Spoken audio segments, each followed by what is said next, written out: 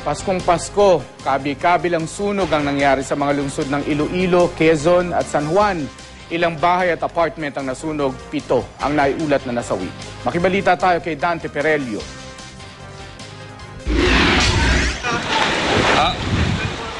Hindi magkanda-ugaga ang mga residente ng Barangay St. Joseph, San Juan sa pagsasalba ng kanilang gamit. Kasabay ng nagngangalit na apoy ang pagbuhos ng emosyon ng mga nasunugan. Nabalingan ng galit ang ilang bumbero dahil sa mabagal umanong aksyon. Pero itinanggi ito ng mga bumbero. 3 fire trucks din ang napinsala matapos pagbabatuhin ng ilang galit na residente. Bigla na lang may lumipad, maging mahinahon naman tayo at hindi naman natin lahat kagustuhan itong mga nangyayaring sunog dahil kami hanggang kahapon nga dun sa naganap na sunog sa Divisoria, wala pa kaming sapat na tulog at pahinga. Kaya pakiusap lang at nananawagan din ako sa kapulisan na suporta lang sa mga mamamayan dito. Isang lalaki naman ang namatay matapos umanong bugbugin ng mga galit na residente. Pinagkamalan daw kasi siyang nagsimula ng sunog.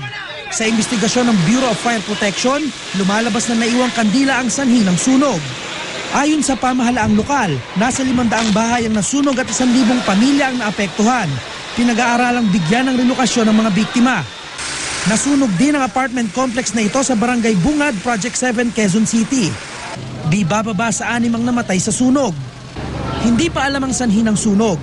Pero binigyan na raw noon ng notice ang may-ari ng bahay dahil sa mga problemadong linya ng kuryente sa apartment.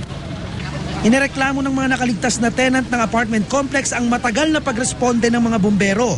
Depensa ng BFP, nahati ang atensyon nila sa nangyaring sunog sa Quezon City at sa San Juan. Nadili lang dahil nga sa ganun ang may distansya na ang Quezon City at saka San Juan. Nauna po yung sunog sa San Juan at karamihan po ng mga fire trucks natin ay doon muna nag-responde. Although pinulat din natin yung ibang fire trucks na mag-responde dyan sa Quezon City.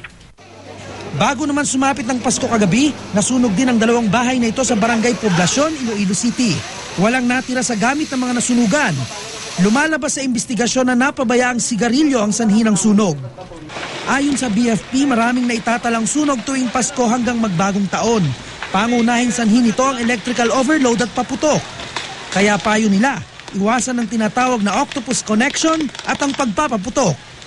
Dante Perelio, GMA News.